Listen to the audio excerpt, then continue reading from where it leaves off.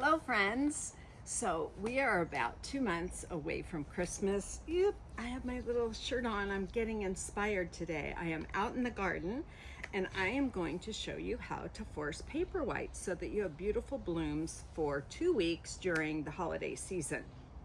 So first you need to order your bulbs. I ordered this large bag of paper whites from Longfield Gardens. They're beautiful bulbs and they are about 2 inches and they're already starting to sprout, so you can see how lovely they are.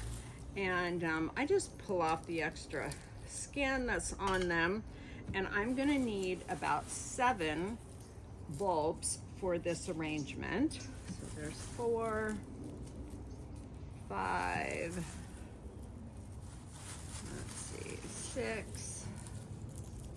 Gotta dig a little bit, all the skins. 7.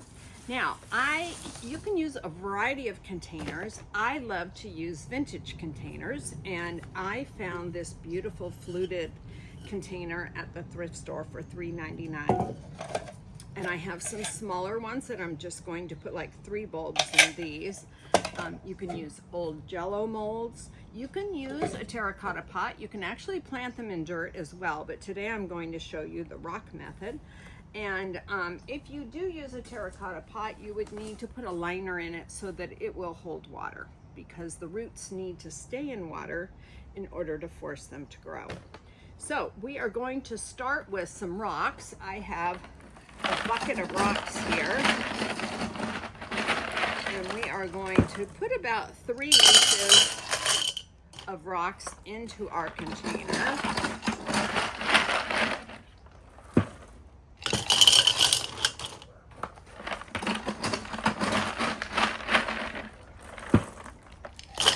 Okay, so about 3 scoops does it. So I'm about 1 inch from the top, you can see.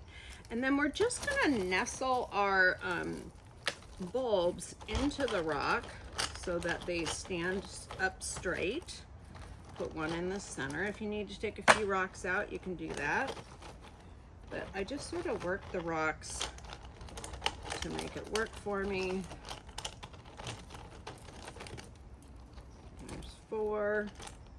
I'm gonna get 1 in over here. 5, and 1 more right there. So 6. Okay, perfect. So now we've got 6 bulbs. Actually, we didn't get 7 in there. We only got 6, which is great. This is beautiful.